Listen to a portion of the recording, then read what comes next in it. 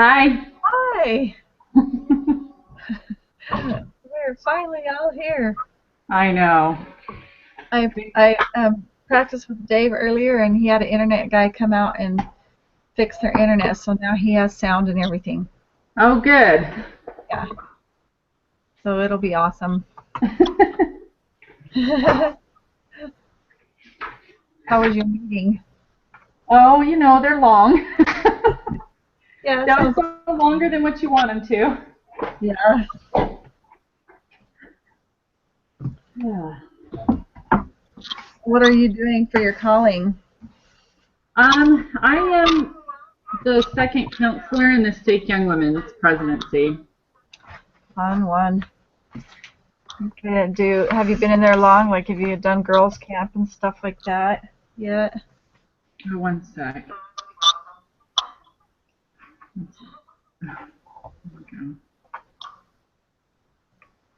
All right, sorry. I apparently you click when you watch it, it brings up this other window, and so but there's a slight delay when you watch it versus live. So I just heard you repeat everything you just said to me in the other window that I had to close it out. Oh. That's funny. So yeah, I'm in the Stake Young Women's presidency, and then my husband is the first counselor in the Spanish branch presidency here in our. Fun. Yeah. So we keep pretty busy though. Oh yeah. Oh yeah. Wait, where do you live? I live in Cottonwood, Arizona.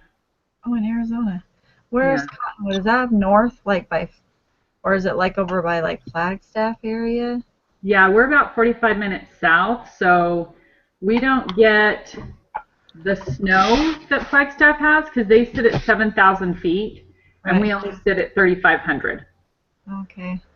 So it's the climate. I grew up in Flagstaff, though. Well, I Yeah. have lots of relatives down there. Oh, do you? My dad's sister and her 8 kids they all were raised in Blanding, Utah, and a lot of them live in Arizona now, like Mm. different areas around Flagstaff and other tiny little places that I don't remember the names of. Right. Yeah. Oh, hi, Josh. I see his picture. We only sit at 3,500. Hey. So it's the climate. I grew up in Flagstaff, though. Oh, now I'm hearing an echo of you, Mindy. Oh, and that one's not mine because I closed down the watching window.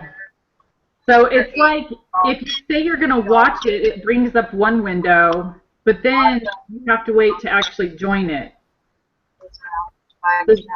Well, what if you have an start the extra call? window brought up? So if you start the call, then how do you get rid of 2 windows? I don't see another window. You might not have it because you initiated it. Hi, Josh. Hi guys. Hi, Dave. That one's not mine because I closed down the watching window. So does anybody have 2 Google windows up? One Yeah, with I the have watching? to. I'm trying to close it. Sorry. Okay. Is that? Yeah, I think I fixed it. That was me. That was getting confusing. Yeah, it delays, like when you say you're watching the event, it delays it. And so then you hear the conversation you just heard. Yeah, it was weird. I was on to another one. I think it was from YouTube, and it was when you guys started talking. So it was Yeah. kind of weird. But Yeah, is Dave on too? We're all here. we are. Yes, finally. I know. It worked. Dave has a voice today. I have a voice, and Wow, I he can works. move, Why is it working today? and I We don't spent sound like a 3 days. robot. Because the internet guy came Yeah, I and finally fixed had to get a tech out here. It was a nightmare. Yeah, he's like, your connection really, really sucks. So I'm like, yeah, fix that for me, please. Well, So I'm good now. all right. Well, how do you all feel about having a quick prayer, and then we'll start? Good. Good. I know this is broadcast live, but if somebody watches it, maybe they'll have a missionary moment. Nice. All right, I'll say it. dear Father in heaven, we're thankful to Thee that things are working and we can get our group together. And we pray that the technology and things will work properly so that we can conduct our meeting and that we can be guided by the Spirit and that we can learn from each other and that we will be able to master the concepts that we're studying in this lesson. We thank Thee for this opportunity and we say these things in the name of Jesus Christ. Amen. Amen. Amen. All right. So, part 2. How about if we just like rotate who kind of conducts each question and sharing and starting off sharing and getting feedback. Does that sound good? Sure. Sound good? Yeah. So, question 6A. Dave, do you want to start with A? A medical Sure. student? Okay. You start Medical us off on student that one. researches the. Okay. A medical student researches the prevalence of aspirin usage by questioning all of the patients who enter in her clinic for treatment. So, questioning all the patients who enter in her. So she's questioning it. So does that mean? Let me get over here. I have to look at all the samplings you can do. So if it's an experiment, like, is it asking for just the experiment or the specific study? Just the sampling method, Yeah. like the Method. Oh, the sampling method. Yeah. Okay. All right. So it's asking for that. Well, I Asking a think question. the population will be all the people, but not all the people go to her clinic, right? That's true. So she is questioning all of the patients who go to her clinic.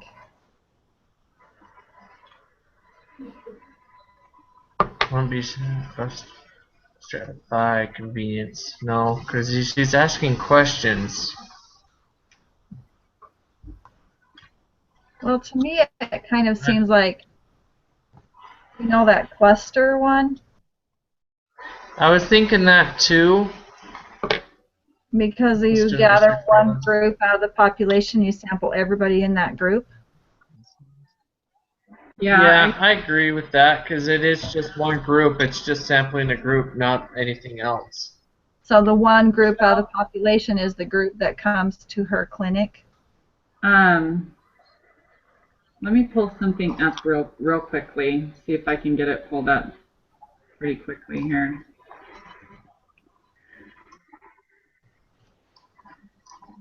Because this one actually kind of confused me, so I had to go back and kind of look for it a little bit, because initially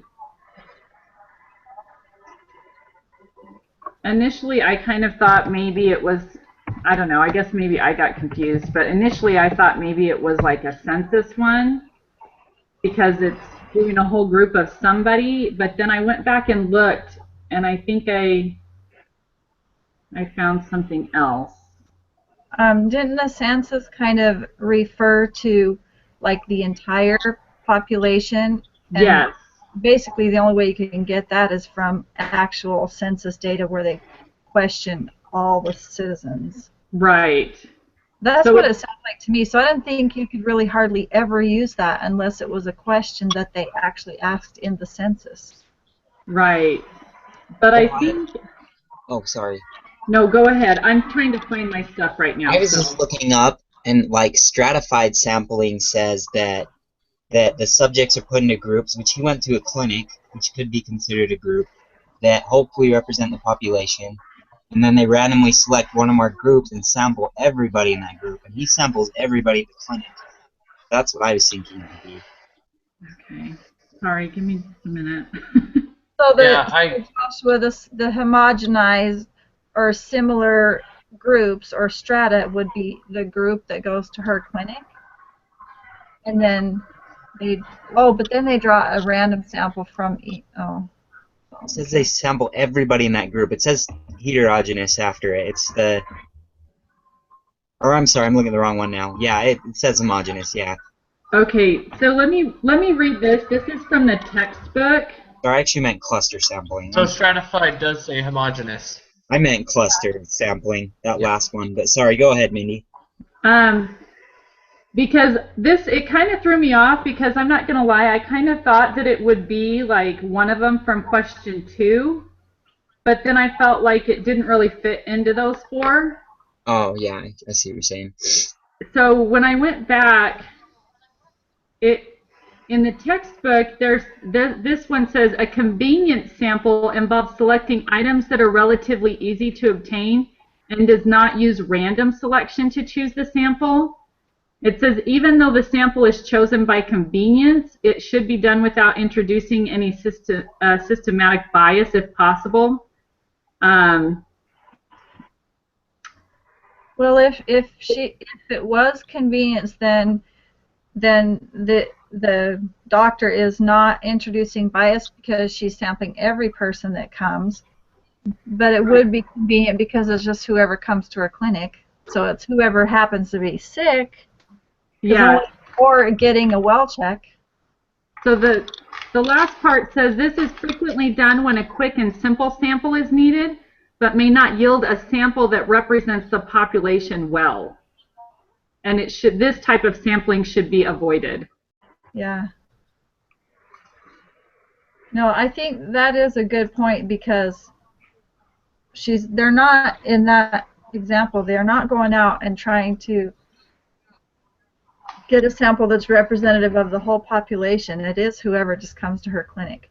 What if she lives in a wealthy area and has a wealthy customer base, as opposed to maybe downtown Atlanta where she works with a welfare population? Then that wouldn't be representative of the whole population either. Right. So, so now we're more confused. See, this is why I got confused between cluster and stratified. Yeah. Because it both has groups, but there's only significant differences in it. So that's why I've kept going back and forth on this. Well, see, I'm glad you guys did too. So a cluster. So are we? Which one do you guys? What are you kind of wavering between? I didn't mean to say stratified. I think it's definitely cluster, because we don't. He doesn't take a simple random. He doesn't take a random sample from the group. He talks to everybody in the clinic. Okay, so let me read the from the textbook what a cluster sample is. Yeah, good idea. It says it consists of taking all items in one or more randomly selected clusters. So this isn't a randomly selected cluster or block, but it says, for example, all the accounts receivable items in a few randomly selected months could be sampled. When the variation from one block to another is relatively low compared to the variation within the block, cluster sampling is a reasonable way to get a sample. However, in many cases, the number of blocks that must be sampled must be large in order to draw a reasonable audit conclusion. So I would say that the clinic is randomly selected, though. I think that's where it draws from the randomness of that, I think. Like the randomly selected cluster is the people that go to that clinic? Is that specific clinic, and then in that cluster, he questions every patient. That's just my opinion. I don't know exactly what it is. What do you think it is? I agree with Josh, just because that's how I figured. That's how I came to that conclusion on that aspect of it. It's kind of hard though. It's kind of vague. Yeah, that's why it was. That's why I kept leaning towards that, but it was still difficult for me to think between the two, because they're so. To me, it looks so close. It is really hard. I think that for me the choice is between cluster and convenience, because like the textbook says, the convenience sample, it involves selecting items that are relatively easy to obtain and does not use random selection to choose the sample. To me, like, cluster might be more like, it's not necessarily random. Like, to me, clustering would be like, okay, I'm going to sample all the women that come into the clinic versus all the men. So the women could be one cluster and the men could be another cluster, and I might sample one over the other. But a convenience, to me, I kind of lean a little bit more towards convenience just because there's no random selection at all. There's no grouping at all. It's just whoever's walking into the clinic. Which one did you say? Convenience? Well, Convenience? just because Mindy said that, it made perfect sense then, you know? Just because it is a convenience for them to just walk in and then they can ask him all the questions. So they're not doing anything, they're just having people come in. So, yeah, like to me, now that makes sense. person that comes through the airport, that would be, they did kind of use that as an example in one of the videos. Yeah. Like, you just question everybody that goes through the airport, that would be a convenient sample. Oh. Yeah. But if there's a bunch of athletic teams that arrive for a conference that day, then the people that come in the airport that day are not going to be representative of the whole population, that kind of thing. Well, okay, so we're decided as convenience. Yeah, I'm okay with that. I don't even remember that as an option. I guess I did this a while ago, though. Yeah, sorry about that. It's in the book. It was not something that was in this paper, though, at the beginning, because I kept thinking it had to be one of those 4 that they asked us specifically about, and I couldn't find something that was in there, so I had to go back. Okay, that sounds good to me. Okay. Joshua, you want to do B? Yeah, sure. The Colorado Department of Health obtains an alphabetical list of 2 million adult Colorado residents and instructs a pool of survey subjects by selecting every 1,000th name on the list after randomly choosing one person from the first 1,000 on the list. So I put systematic sampling when I was looking at, because they do the sequential order of it. Yep, that's what I did too. That one is easier because it's such a specific type of sampling that and that's why I thought they all had to be with these 4, because that one's clear. Right. Yeah. Okay. Okay, that was a good one. Okay. Mindy, do you want to do C and I'll do D? Sure. In a Gallup poll of 1,059 adults, the interview subjects were selected by using a computer to randomly generate telephone numbers that were then called. Simple random sample, SRS. That's what I thought. Yeah. That sounds like right to me. That's what I thought too. Okay.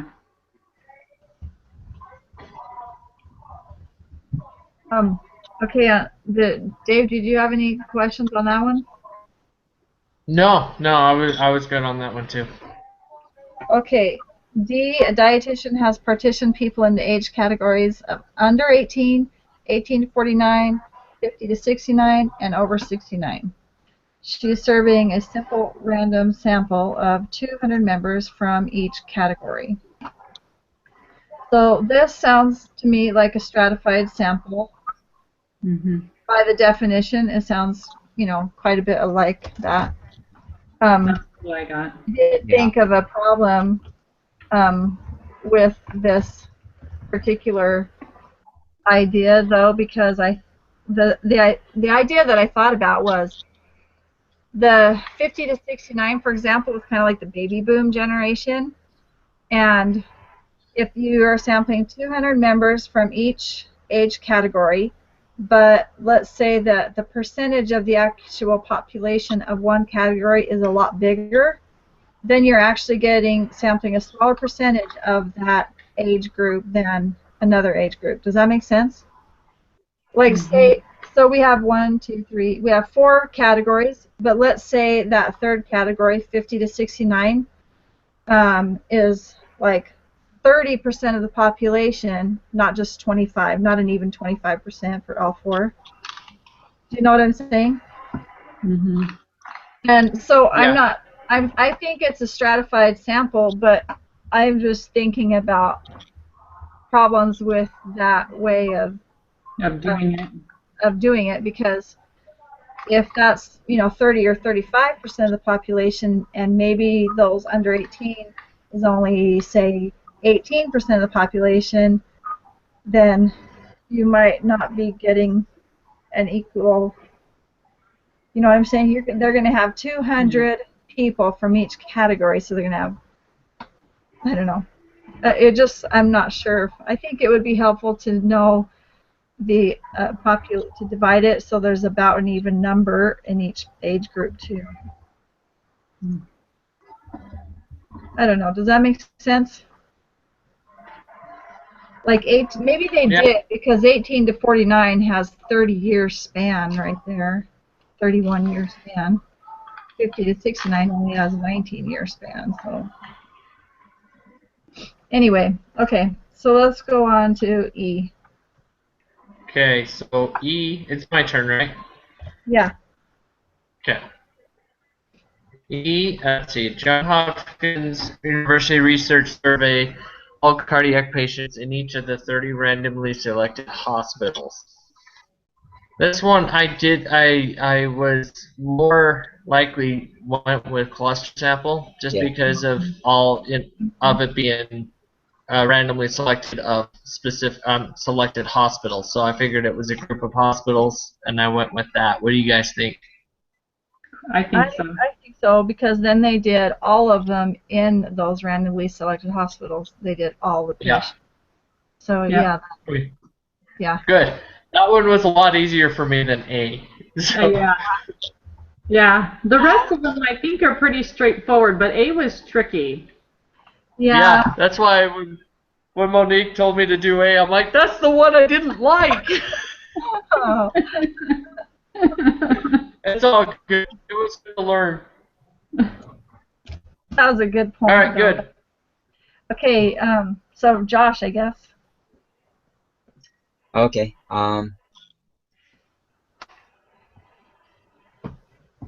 Okay. I don't know if we need to read 7, I guess. It says, they take a simple random sample of doctors and then sample all the patients the doctor works with on A.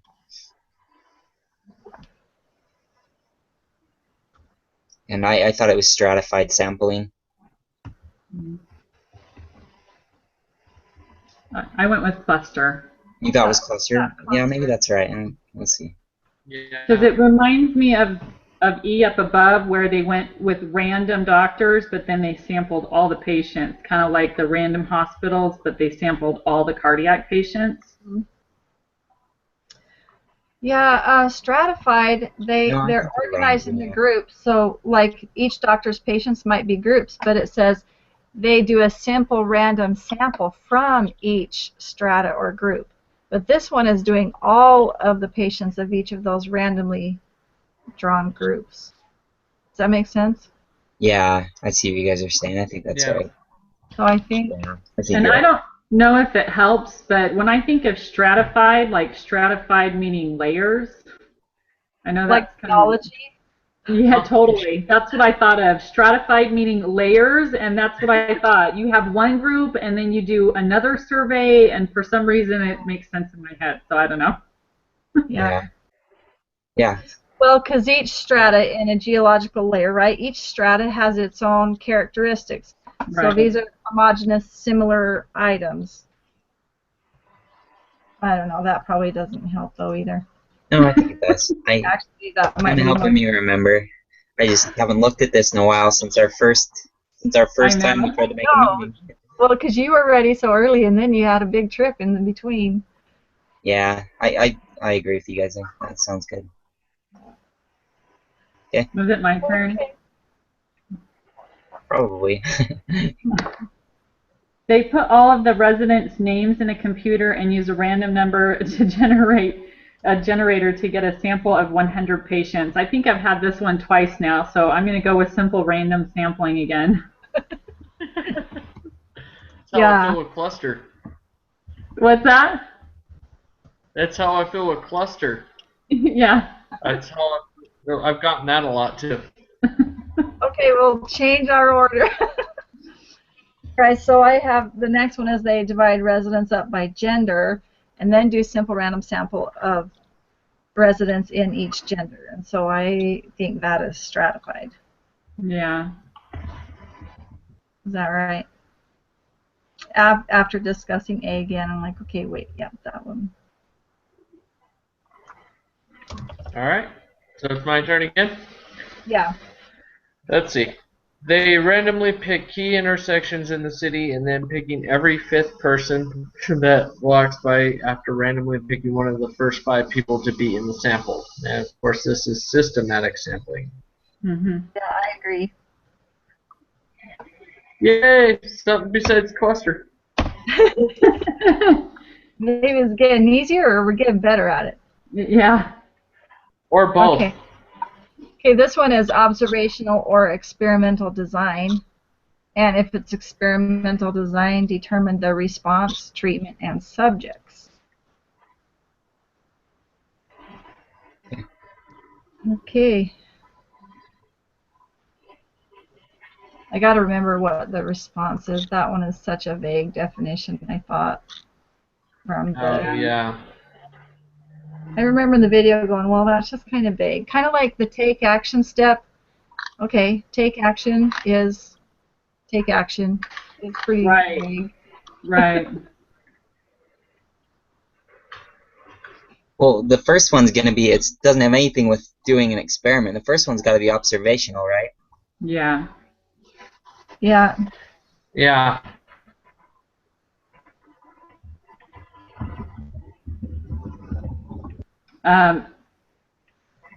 So B, you plan to conduct an experiment to test the effectiveness of sleep ease, a new drug that is supposed to reduce insomnia. So you randomly divide 1,000 patients into 2 groups where half get sleep ease and the other a placebo. You record the gender of each subject. You will then observe how many hours of sleep they get in a week. This is pretty specific, so experimental.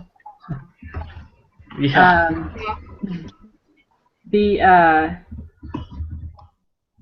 The response is how many hours of sleep they get in a week.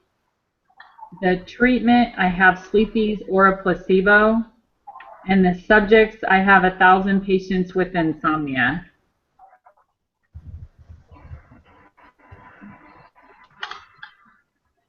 Okay.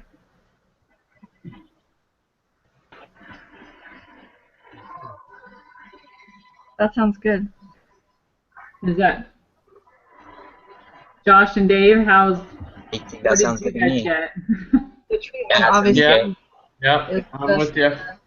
Okay.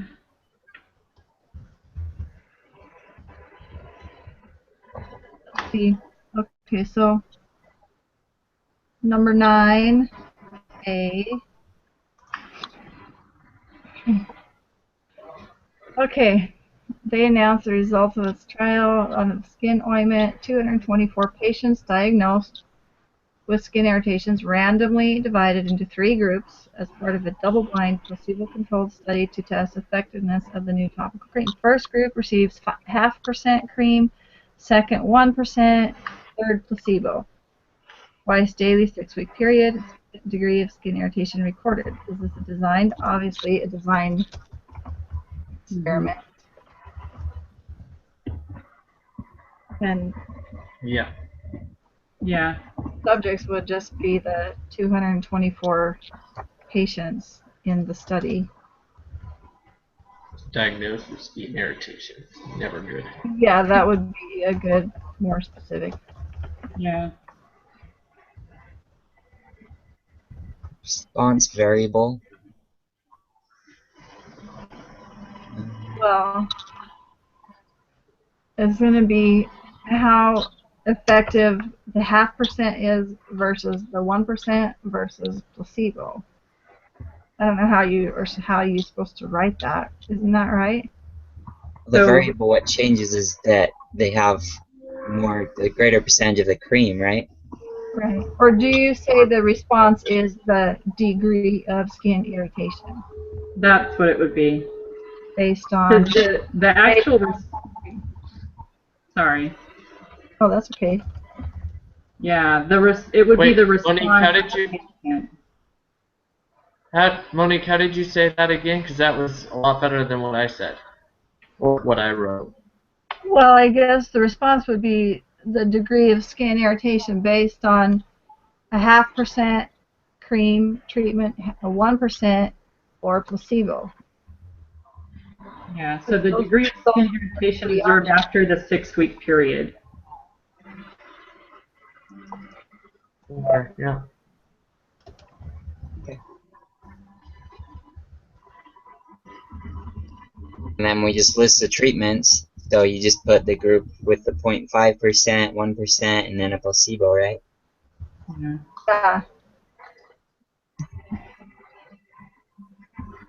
Yeah. That part seems pretty straightforward, I think. Yeah. Okay.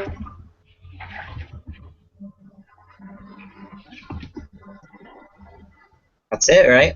Right. So now we have to do the quiz, and we're supposed to do it together, but we each log in and write our answers. So we just need to everybody pull up that spot on the iLearn. We all access and do the quiz, right?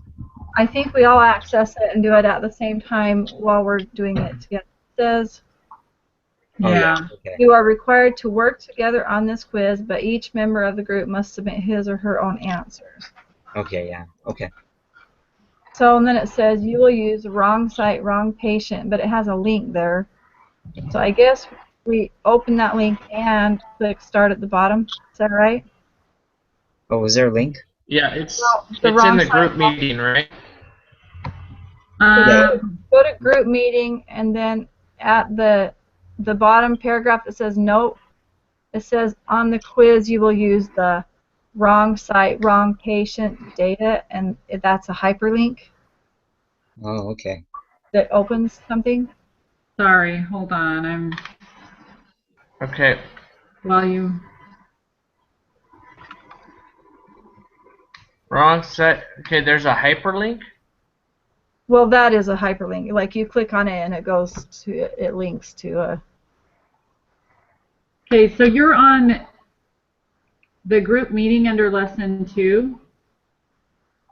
Yes. Oh, sorry. I clicked on lesson 3. Ah, Oh. Okay, because I'm like, I don't see any link. way too far. Yeah, Sorry. I'm not seeing anything. I was reading that earlier today. You Okay. scared me too. I was like, oh no. Yeah. Okay. All right. So all it is just click start and go. Okay. That's what I thought. Sorry. Okay. Now we know that's So coming start. out Thursday. Yeah. Okay. So then you just do number 1 yourself. Everybody can put true on number 2. I think everybody actively participated. Oh, yeah. Okay. Yeah. Researchers, number 3, would like to determine if reviewing material consistently within an hour after class helps students perform better on exams than if students wait to review material the day before the exam.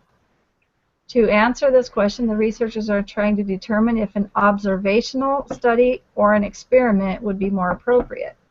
They are discussing who the population would be and how they will determine which sampling method will best represent the population. Which of the 5 steps of the statistical process are the researchers currently applying? Well, that's kind of obvious there. The design. Designing the Yeah. study. They're still designing it, yeah. Yeah. Yep. Okay. Still in the design stage. Do you want to hear me read all the time, or do you guys want to? Sorry, I never know when it's my turn. Should we just follow the boxes? I can go now and then. Sure. Oh, I there don't we know go. if they're in order, like Yeah. the same as my computer I screen. think they just pop up whenever somebody talks. Yeah. I have, That's okay, but you can go. I'm sure we'll figure it out along the way. Go for it, Josh. oh, okay. A researcher has collected the results of a survey where the participants were asked how many hours of TV they watch each day. The researcher tallies the frequencies for each category and its mean number of hours watched. He then creates a histogram to help illustrate the overall distribution. So this is, which of the 5 steps of the statistical process did the researcher apply? I think describe. Yeah, I was trying to debate between Yeah, collect data and describe, but I think it is describe. He's doing the history. yeah, it is. Yeah. Okay. Because the very first line says has collected, so they Right. already. Yeah, that's true. Past tense. You're right. We're good. Yeah, that's true. Okay. So describe. I think. I think so too, because they haven't actually made any inferences about it yet. Right. They're just putting it No. together. Right. Yeah, I agree Okay. with that. Mindy? Me? Mindy? Oh, Mindy? Mumbai, India is a quickly growing city of importance in its own country as well as the global economy. A marketing research firm has been asked by a prominent fast food restaurant to help determine if the citizens of Mumbai would support this fast food business. From a list of all registered taxpayers, 3,000 names are randomly selected. Each individual on the list is mailed a brief questionnaire. The researchers received 1,049 responses. The population is...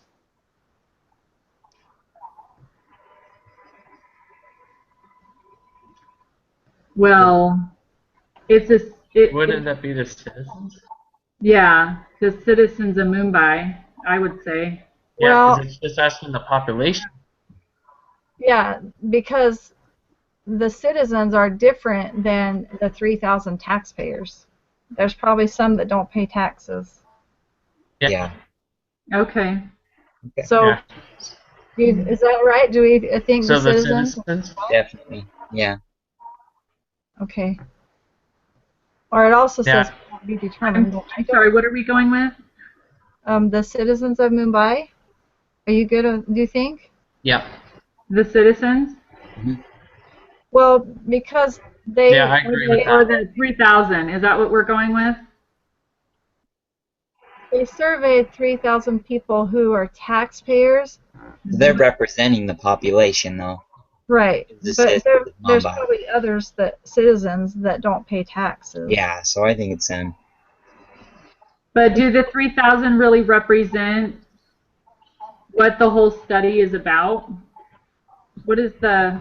I don't know if that's what they chose. I don't know if that's the best choice, if it represents well. But up here in the question, it actually says... They want to determine if the citizens of Mumbai. Yeah. Yeah. Yeah. And it's only asking the population. It's just saying the population is, and there's more people in Mumbai than 3,000 people. Sure. Yeah. Well, a marketing research firm has been asked by a prominent fast food restaurant to help determine if the citizens of Mumbai would support the fast food business. And then they decided to take it from a list of all registered taxpayers. Right. So, I don't know. Yeah. But on all these studies, when you talk about making inferences, we look at the data from everything collected, and then they apply it to the whole population. Right. So I think that in this case, they're doing 3,000 taxpayers, but then they're going to infer that to a bigger population, which would be all the citizens, right? I don't know. What do you guys think? Yeah. That's what I'm going with. I'm still leaving. 3,000? Yeah. No, I think it's got to be. I think it's the citizens too. I don't know. I agree with the citizens. Mindy, tell me what is your hesitation? What do you? I think it's the citizens of Mumbai. So is that what we're going with? Yeah, we're on the same page then. Okay, I'm just because I thought someone said something about the 3,000 taxpayers, so I'm like, which one are we going with? Oh no, we were comparing between the two. How the 3,000 wouldn't really be the whole population. Okay. Yeah, So we're on the same page. Yeah, we're on the same page. Okay. Okay, Dave, do you want to do 6? And I'll Sure. do. Okay, so Mumbai, India is a quickly growing city of importance in its own country as well as the global economy. A marketing research firm has been asked by a prominent fast food restaurant to help determine if the citizens of Mumbai would support the fast food business. From a list of the taxpayers, 3,000 names are randomly selected. Each individual on this list is mailed a brief questionnaire. The researchers received 1,049 responses. The sample is... Okay, now is the other half of our question. Now it's the sample, which is the 3,000. 3,000, right? Yeah, Yeah. 1,000. Yeah. Okay. Good. Yeah. We're reading. I'm like, they just had. This is the exact same question. And then I know. I kept hesitating because I'm like, why am I reading this again? I know. I looked back. I'm like, wait, are we reading the same one over? I Well, it know. looks like the next three are the same too, but it asks the end of it different. So Yeah. Oh. Yeah. Okay, I'll do 7. Studies have shown that retention of classroom materials can drop as low as 58% within 15 minutes of class and within 44% after the first hour of class. This forgetting curve continues so that within 6 days, only 25% is remembered. How can a student conquer this forgetting curve? The researchers in this study claim that constant review is important. This is just like we just started BYU Idaho again, right? Right. Yeah. Going through all those lessons. Suppose your teacher wanted to test this and invited you to participate in a study where you were asked to review specific material 15 minutes after class for 10 minutes, an hour after class for 10 minutes, and then again 2 days after class for 10 minutes. Your teacher then gives you a short 10-question quiz where your score out of 10 is recorded. What type of data is your teacher collecting? Quantitative or categorical? I say quantitative. I say quantitative. I do as well. yeah, me too. There's a number based on it. Yep. Yeah. Yep. They can add and multiply those. And Mhm. okay, so A is the same thing Oh, but the ending, yeah. So except after the 6th day. yeah, that's what I'm saying. Asks you if you feel confident that you have retained at least 50%. It records your responses yes, no, not sure. What type of data is he collecting? That's gotta be categorical, right? Yep, that's what I think. Categorical. Okay. So yeah, Categorical on E. yeah. Is that what you think, Okay. Dave? Yeah. Okay. I think we're back to Josh. Is that? Yeah, okay. Can you just explain to me, sorry, real quick, just what your reasoning behind categorical is? On number 8, Yeah. because the response data is either yes, no, or not sure, and you can't do any mathematical manipulation with that. It doesn't talk about counting their responses or anything. It just what their response is. You can't. Yeah. So No. even though they give the retained is at least 50% of the material, that really doesn't matter. Well, because there's no option for 50% or more or less or That's, just yes. okay, I mean, I totally agree that it's quantitative. I just wanted to kind of pick your brains to figure out why. So, Well, I think we are thinking it's categorical. or that's what I meant, sorry. Okay. Yeah. And I guess one question could be they could add up how many people said yes, how many people said no. That's what makes it hard to understand. Because if they add those up, then it becomes. But it doesn't say that. So. Yeah, because it's only. Yeah.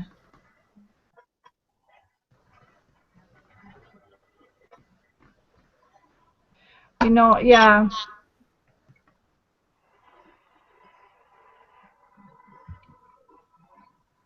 Okay. Okay, we So, good? 9. Okay. So just the last part. It says. Sorry, did you say something, Dave?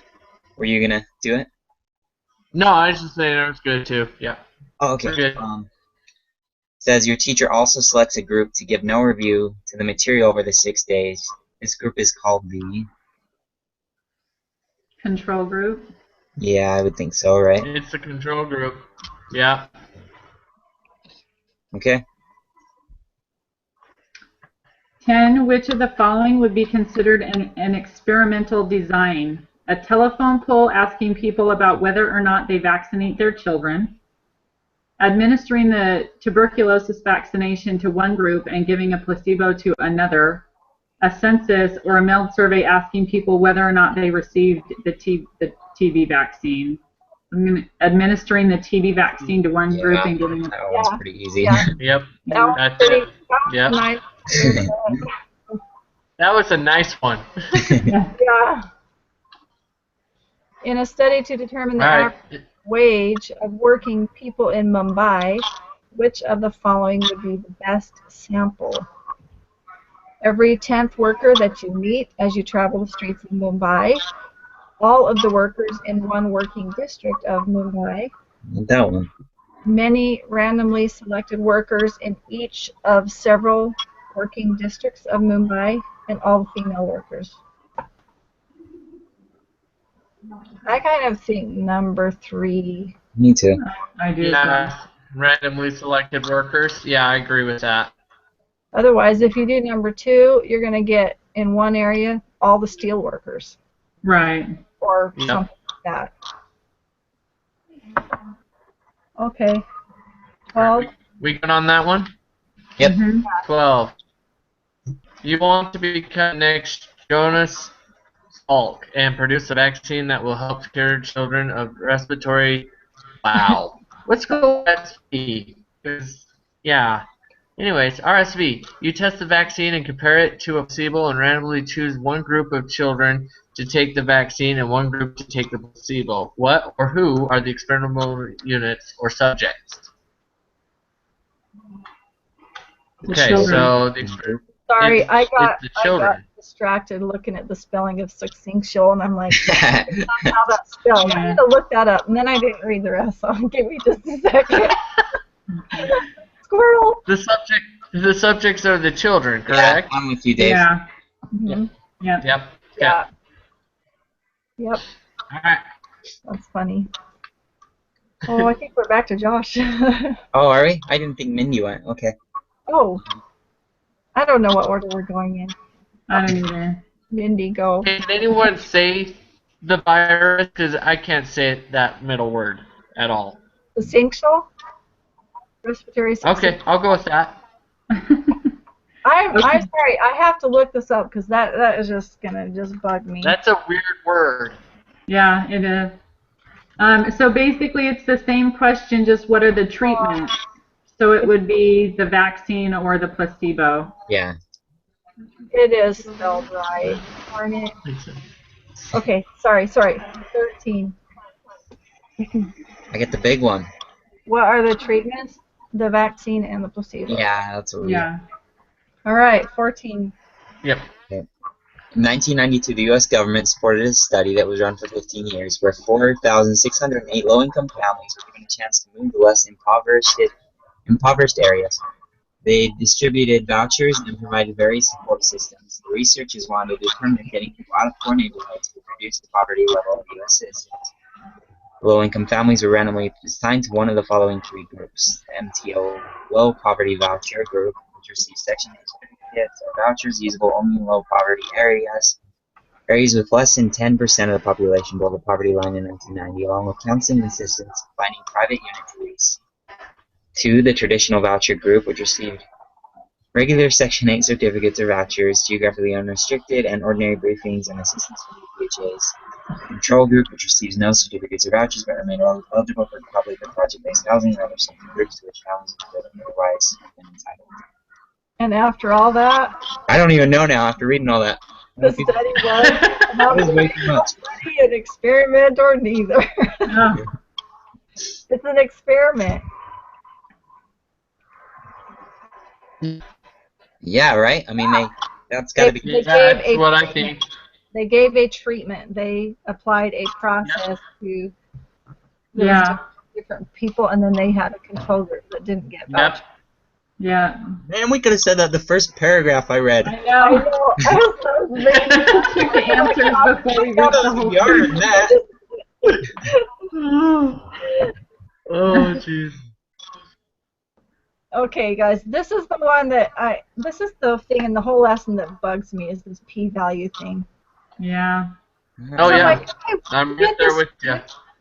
generate this number. How do they figure this number? Is there some formula? You know what I mean? I can't remember what I this. think What's there it supposed to is. do? Huh?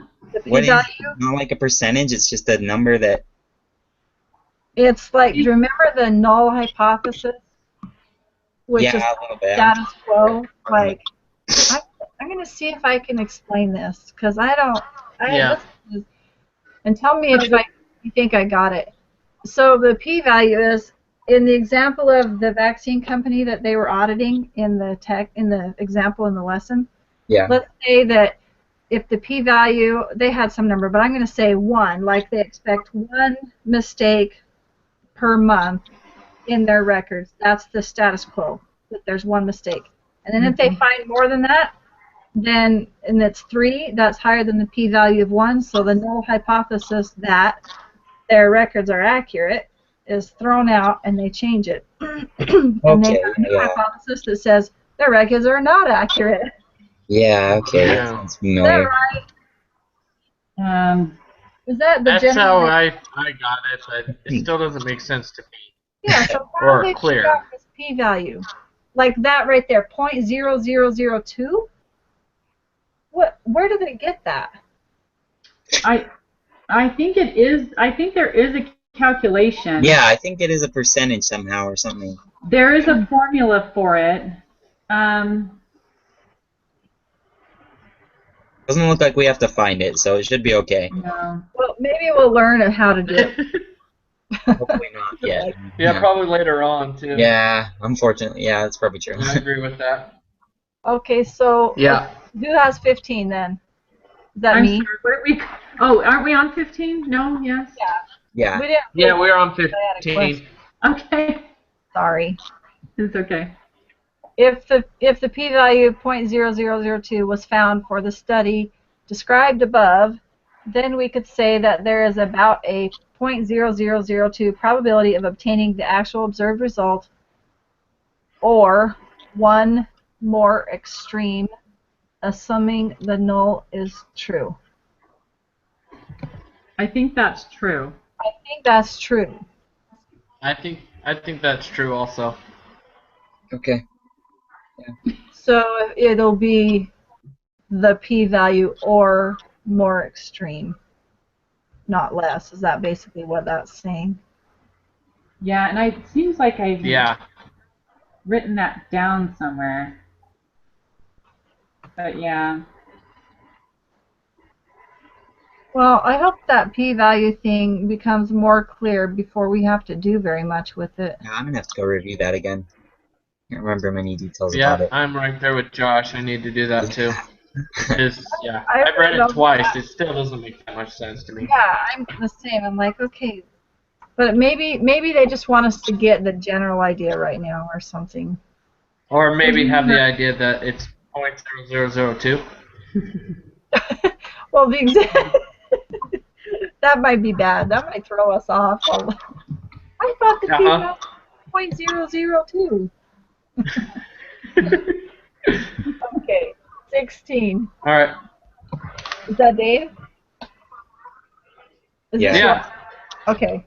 Since the p-value is low in question 15, the researchers could conclude that the results are significant in providing low-income families with an opportunity to move away from low-income neighbors does make a difference in poverty levels.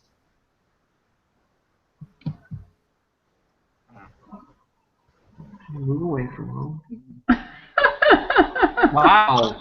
Okay, does anyone understand that question? I think that. Oh, okay. Look, it says if a p-value in 15. It says if a p-value of 0.0002 was found for this study, then we could say there's about a 0.002 probability of obtaining the actual observed result, or more extreme, assuming the null is true. Then it says since the value is low, we could conclude that the results are significant in providing low-income families. I think that's because if you get any change or any improvement, it's going to be over 0.0002. And that will be big because that number is so tiny. They're assuming that there's going to be huge change or it's going to be a big impact. I don't know. No, that makes more sense.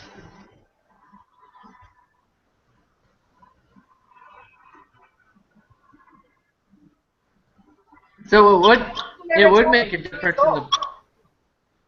It doesn't ever tell us the results. Yeah.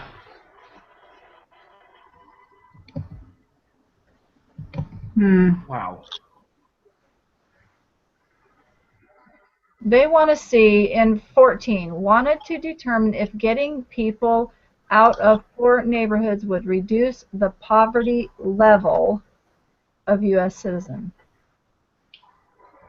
Yeah, and so they establish a probability of that, and the probability that they have established, I think, is the 0.0002. Well, you know what that means? Yeah. There's almost no chance that that'll work, is what that means, right?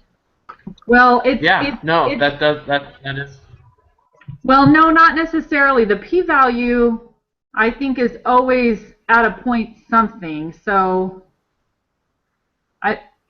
I don't know that it's just a probability number that they set based on whatever math they've done to set that probability. So like, I think they used as an example, like reaching in to pick out marbles. What the probability is, you would take out white versus red or something. So there's a probability. Oh yeah. So that's just set.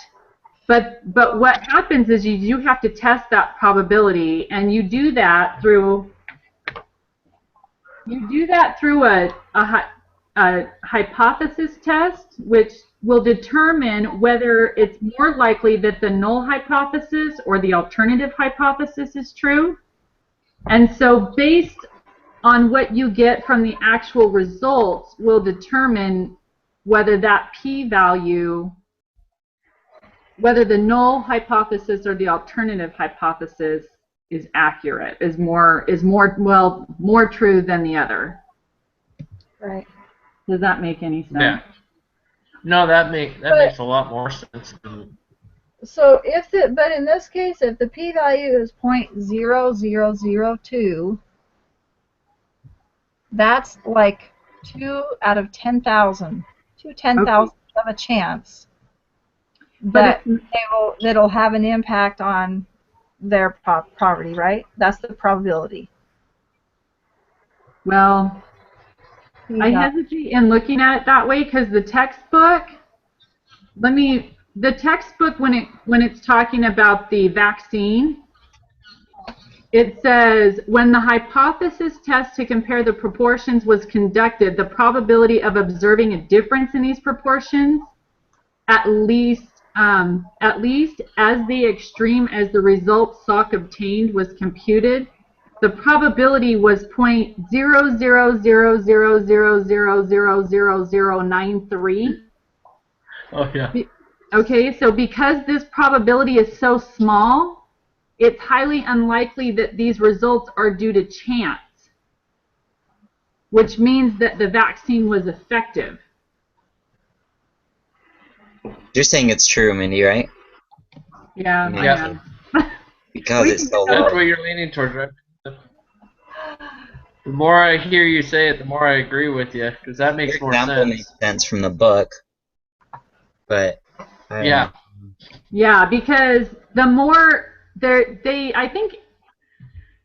don't know, it almost seems like they figure in a probability, and that probability is kind of a chance. So if it's less than that, if it's a smaller number than that, then it seems like it would not be accurate. It would, but if it's at least that or more, then it shows that it's actually working and it's not due to chance. Yeah. Is that? I don't know. That's my understanding, but so anyways, I would go with true on that. Yeah. So the other one I'm with you, Mindy. The other example in the text, or I just had notes from it, is for immunoadvances audit, the p-value was determined to be 0.79. Assuming the null hypothesis is true, which was that their records are accurate, Mm-hmm. The probability of observing inconsistencies that are at least as great as those observed in the audit was 0.79. So this is a very large value, it says. So it is not surprising to have observed the total number of the errors in this case. The probability that these differences could occur due to chance is very high. The conclusion is that the null hypothesis should not be rejected. If the p-value is low, the null hypothesis is rejected. If this probability is large, the null hypothesis is not rejected.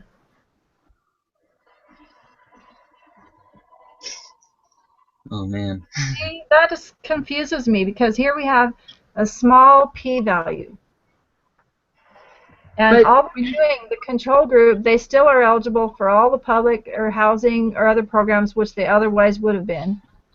The other ones in the treatment group, they either get a voucher, but they have to use it in low poverty areas.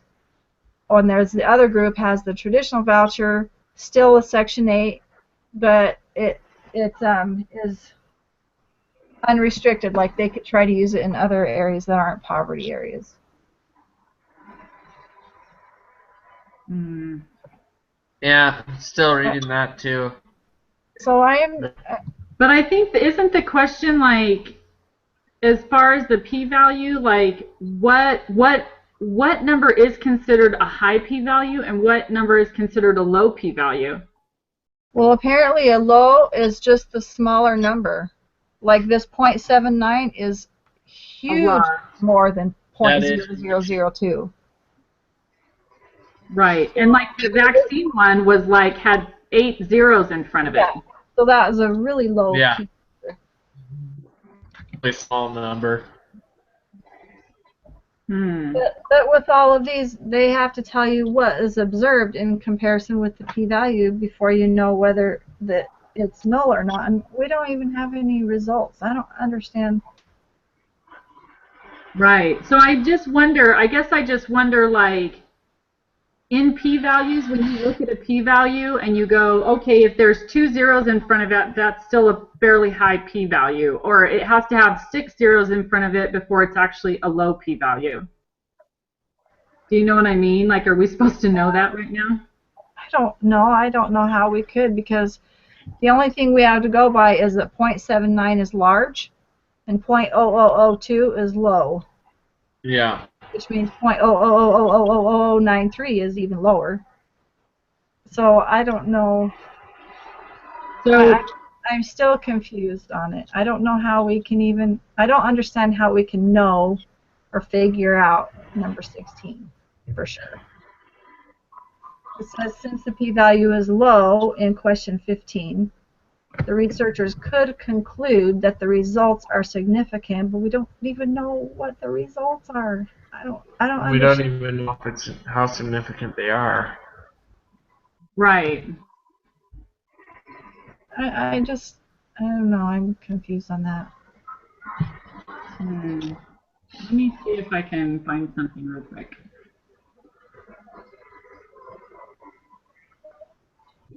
Well, while we're still looking at that, did you guys just finished off 17? Because it's Yeah. pretty easy. Match the following. Just easy. Oh, Yeah. okay. Did you do it already, Josh? Yeah, I mean, there's only so many ways you can jamble those words anyway on the right. 3 is Well, E. they made it so easy to figure out. Yeah, they did. What were the order of the letters you put? Wait, I didn't do it yet. E Hang A on. C B. Oh, wait, no, sorry. Yeah. Okay, just 1 second. I'll go fast. Yeah, go ahead. We don't want to write.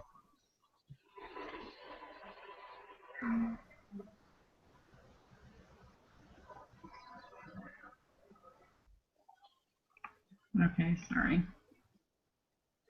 No problem.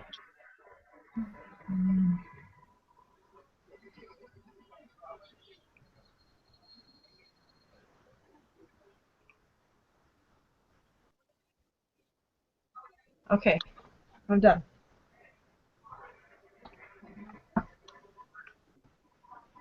Okay, so everyone got their letters? Yeah. Does everyone else? So everyone, I'm yeah. getting there, but go So- ahead.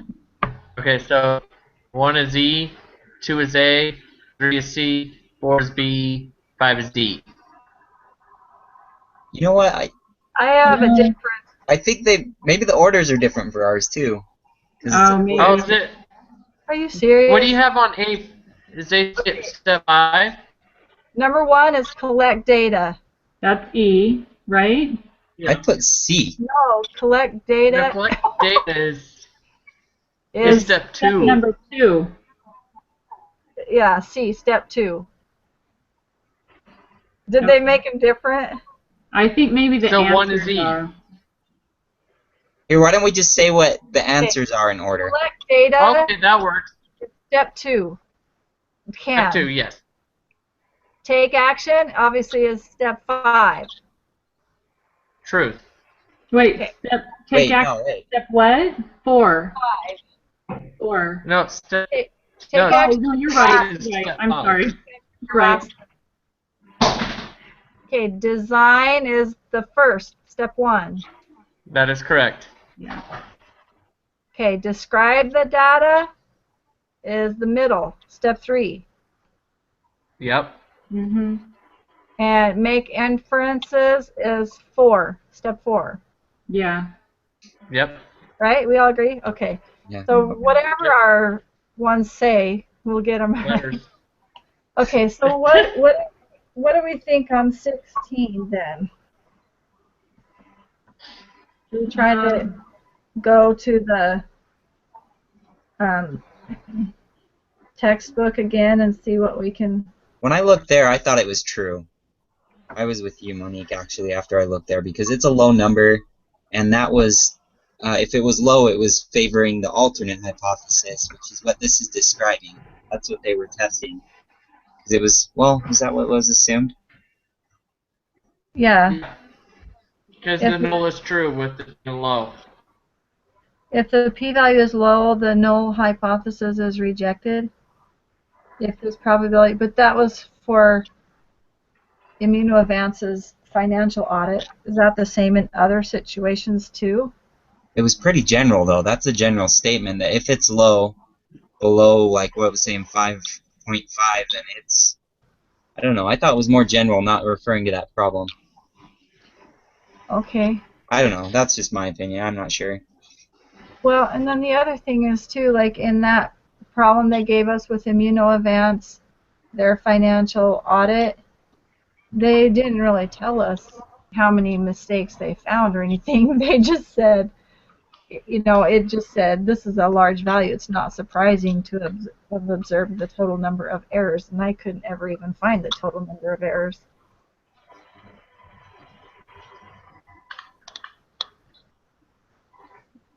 Okay, So I'm going back to this lesson to the p-values.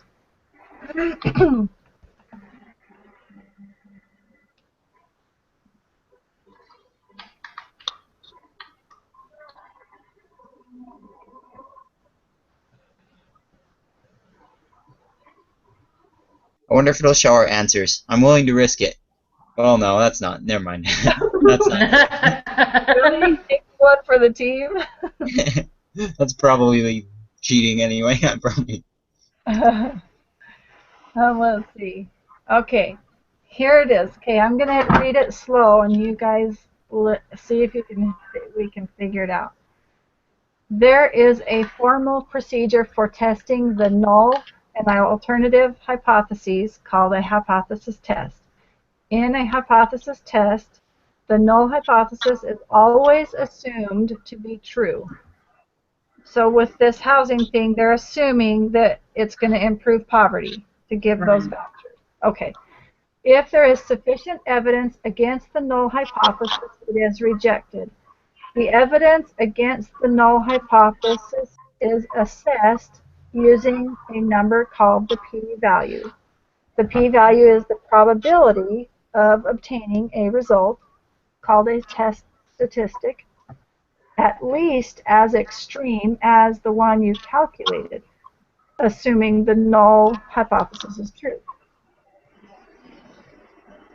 So I guess maybe here's what the thing might be. I just had the thought, if they're assuming that it will improve poverty, if Right. even one person improves on poverty, then does that make the null true? And so it only takes a very small probability for it to be true, like 0.0002?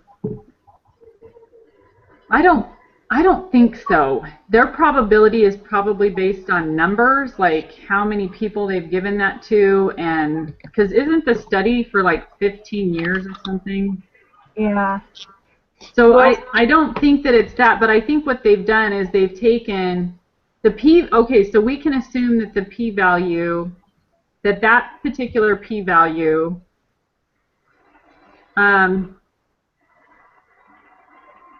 if a p-value of this was found for the study described above, then we could say that there is a 0.0002 probability of obtaining the actual observed result, or more, or one more extreme. So what it's saying is that this particular p-value tells us that we will see an improvement or a better improvement of these people's lives by doing this for them. And then in 16 it says, since the p-value is low in question 15, the researchers could conclude that the results are significant, and providing low-income families with an opportunity to move away from the low-income neighbors does make a difference in to me, I don't know. It almost says that they prove their hypothesis true, because they're not saying that the p-value changed. okay, let me read this part of this lesson again with the next sentence. The p-value is the probability of obtaining a result, called a test statistic, at least as extreme as the one you calculated, assuming the null hypothesis is true.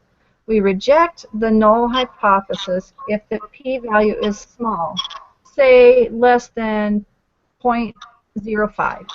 If we assume the company's financial statements are materially correct, the p-value is the probability of observing errors with a total value that is as large or larger than that which was observed in the audit.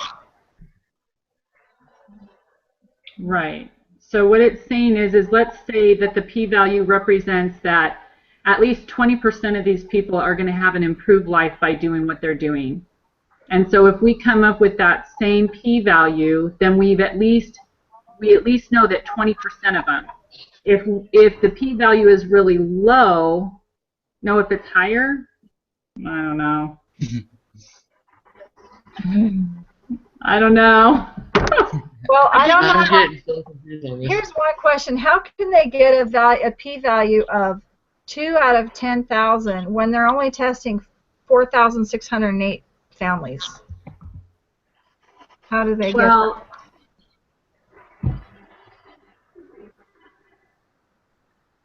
Isn't there somewhere that shows how the p-value is calculated?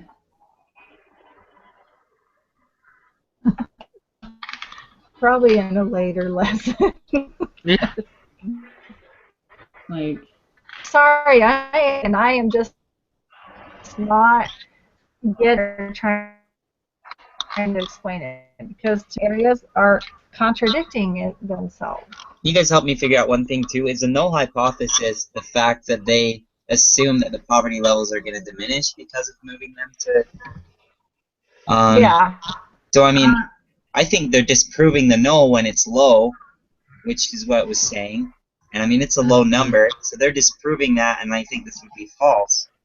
Now that I've thought about it too. I mean, that's just the way I look at it. It's a low number. It's disproving the null hypothesis because it's a lower number, you know, on the scale. At least if you thought of it as a percentage or something. I see. So it's kind of a trick question. It's so low. So unclear on which is a null and which is alternative hypothesis to me. Yeah. Or yeah. Because what you were just saying there made a lot of sense to me, just because of that one sentence in our work. It says is low, then the null hypothesis is rejected. So if the probability is large, then the null hypothesis is not rejected. So it is a low value. So we're trying to think of it as a number. Wouldn't that mean that it would be rejected? I don't think you can do that. Yeah. Yeah. That's true. Okay, so basically, they haven't that they're going to improve poverty, but then they find the probability of that happening is really, really, really low, and so they cancel or reject that null hypothesis. Yeah, so it didn't Is make a that the difference, base? Is that basically. how? Yeah. Yeah. Is that right? That's what I understand, because it's the alternate hypothesis when the number is low. Okay, so if we think that, then would we say 16 is false then, because we wouldn't think that the results are significant and No. they're providing low extremes? So would we say that's false? That's probably what Yeah. I'll put, but I don't know. Okay, let's That's go what with I'm false. putting. I agree with that. That makes more sense to me. So that's it, right? Well, it seemed like it made sense when you were explaining that, Josh. That's kind of hard to That explain seemed still, though. I didn't feel like that But made I get what you're saying. It's really difficult to explain because the question's awful. I mean, the example's bad, I think. The example is horrible. yeah. Yeah, let's Well, go with false. Especially for new. Mindy, what do you think? No, I think I'm going to go with false because, yeah, I'm just You going to said go it with from the false. beginning, Mindy. You were right. Yeah. I should have just listened to you. I don't know. I'll wait till we figured submit it. mostly- Huh? I'll wait till we find the results, but you shouldn't say All that. right, so we good on Okay, that? so before we finish, can we go back to 15 then, now that we've learned more about the p-value, and make sure if we still think that's what we, if a p-value of this low Probably a number good was idea. found for the study above, then we could say that there's about a 0.0002 probability of obtaining the actual observed. Oh yeah, I think Yeah. that still is true. Yeah. Yeah. Okay. All right. Now that we've looked at all that, on So number we're 8, saying then it's do true we on still? 15 and false on 16? Yeah, that's what we have. Okay. Yeah. Mindy, Yeah. do you think 15 is false? Wait, what are we doing? No, 15 makes sense now, being true, I think. Yep. So 15 Yeah. is Are true you okay with that, 15 is true. Mindy? 15 is Yep. true. and 16? It's false. Okay, It's false. that's what I have. All right. Okay, I'm Are we pressing submitting? submit. We're Eight. submitting. Still, we still Are we feel submitting? that number 8. Yeah, I just have a question on number 8. Okay.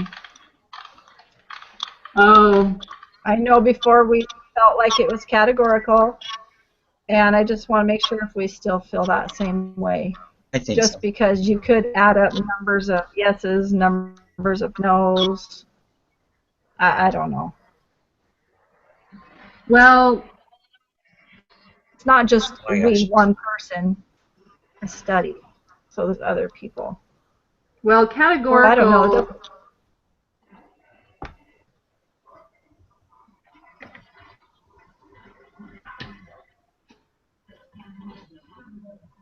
doesn't. I think maybe one of our clues is they still confident that you have retained. So it's not a mathematical certainty. And that's true. That's true. I would say just stick with categorical. Yeah, I think still so. feel it's categorical. I think they'd make it more obvious that dealt with Okay. numbers, if not, so, yeah. Yeah. Okay, okay. All right. I think I'm ready to submit. Okay. Me too. Oh no. We missed 6. No, no. What? And 16. No! It was true! Ah, Oh man. We have to review over that. I feel like I 6. dragged us into that. Oh, you That's guys, you know okay. what? We totally did miss 6. We just were thinking about it and we didn't pay attention. Yeah. The people that responded is who they evaluate. That's the sample. They don't have any data from people who don't respond. That's true. Right. And we didn't even think about that because we were thinking the whole population versus from the previous question. And then we went to that and we were like, oh, yeah. That's funny. We all jumped on 3,000 people, but yeah. Without even Yeah, see, we thinking just about it. hurried. Yeah, that was the problem. We didn't stop and make sure. So we didn't even We still did consider pretty the good, though. 1,049. So, We didn't do that bad, No. but yeah. I don't know. Okay, that p-value thing is just still bugging me. There's got to be a better way to explain that. I probably should have gone and listened to the class recording this morning from the, the teachers. Oh yeah, I forgot that was on. I was gonna go to it, and then I didn't, and then I forgot. But So you know I what? thought maybe people might. You know, looking at 16 though, it tells us that the p-value is low. It's not something that we had to have the results on because it tells us that the p-value is low, which means that the observation was correct, and we missed that. If the p-value would have been high, we would have rejected the null hypothesis. But because it's low, it proved the null hypothesis true, and it tells us that it's true, or it tells us that it's low for that study. Why does a low p-value in one study cause you to reject the null, and in another study you to accept the null? What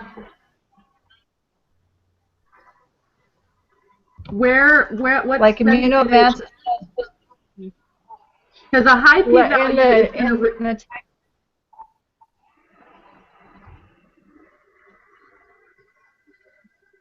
in immunoadvances, it says it talks about their audit and the ability that is very high. The conclusion is that the hypothesis should not be rejected. If the p-value is low, the null hypothesis is rejected. If this problem is large, the null hypothesis is not rejected. I don't. Yeah, I'm seeing like different instructions, and I don't know how it's supposed to go. Yeah. I don't know. I don't know. Teach me, you guys. Teach me. So You're the young ones. You know it all. yeah. So when are we meeting again for our next assignment? Yeah, that'd be good to figure out. Is it due Thursday? Yeah. It is. It is due Thursday. Yes. Man, so we do 2 every week. We do. Yeah. Yes. This is, man, all right. Yeah. A lot of work. A lot on your schedule, huh? Monday. Yeah. Would it be okay if we meet on Thursday evening again? Not as late, but earlier. Yeah. Would 3 or 4 o'clock in the afternoon work on Thursday? I can't even think. You guys, anything on the schedule? Yeah. I think I have a lab. I'm looking at this schedule.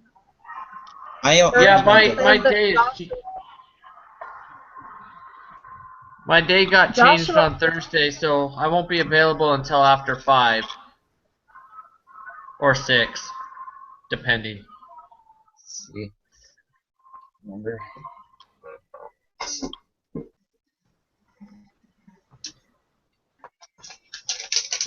Okay. I'm free most of Thursday, but if we need to wait for Dave, then I can do whenever. Yeah. Sorry, guys, my internship got changed, so I have internship until between 5 or 6, or depending on when my supervisor decides to let me go. So what time would work best for you? Anytime after I play it safe anytime after 6. So what 6:30? time do y'all have kids, your families? And we're flexible. Yeah. Okay. Do you want to shoot for like how about 6:30? sure. We can do that. Okay. Okay. That sounds good. Is the person that we have to wait to make sure they are out of work is Dave, right? Yeah. That is correct. All right. So Dave, why don't you send out the notice of the time and the invitation, Okay. and we'll just plan on 6 or 6:30, whatever works for you. Or Okay, no, let's that just plan works. 6:30. Yeah. And does anybody want to do it earlier if it's available? I can try. It's just a matter of whether or not I get the notification before that. If I plan for 6 or 6:30, I do better. If I find out anything different, I'll know 4 o'clock if I could do it earlier. Will that work for you guys? If Yeah, you sounds text, good. if you text message me on my phone, I'm going to get that a lot faster than any email. Okay. That's what I was Yes. planning on anyway. It would be Okay. quicker for me to text it. Okay. Okay. Okay. All right. Thanks, guys. Okay, so we're going to plan 6:30 Thursday, and then so are you guys want to do these always on to do, or can we try to get to a Monday Wednesday schedule? Yeah. Either that or we get one on Saturday and get ahead. So Saturdays I have class from 7 to 5:30, Oh, and I'm yeah. out of town, so I'm not even at home on Saturdays. Like I'm gone right now for all weekend for Well, the in next 4 weeks. In case something comes up too, I think we should decide that Thursday after we do that. Maybe. Yeah, let's do that Thursday. And then I we'll gotta just get end up another changing this assignment like done. 5 times. So Yeah, I agree with Okay. Josh on that. Let's just do the Thursday and then we'll decide then. Okay. Okay. So If that if works we're gonna for you do guys. plan 6:30, I can go ahead and initiate the call, and that way I'll already have the link Okay. all right. Yeah, let's just plan on that. if you want. If you need to get the link. Which, Yeah, thank you, this is Monique. not That worked letting last me time. even click. Yeah, that worked Worked well. I today. liked it. So Stick with it. okay. So now I have a question, like why this is not letting me select this link in the address bar. I think you're Do going we to have to click close it out and hang up. and then it will let me? I bet it will. We should all have access, I think, to the link because we were all invited. Yeah. Yeah, okay, I got it. It just Hey, guys, gives you a one more drop down thing. and then you have to click select. We have a homework quiz Yeah? too, right? We do. Okay. Yeah. I haven't done that And yet, it so. says you're supposed to collaborate with other students. Well, I think it says you can, right? So I think we're Yeah, okay. it says you can if you're having can. struggles. So I think it'll be all right. But I just was making sure. I got to get that done. It's So not too hard. Yeah, I started looking at it. It's not too bad. good. Okay. Thank you. All right. All right. All right. Thank you Guys. guys. Thanks. See you guys. See you Thursday. Bye. Good Bye. night.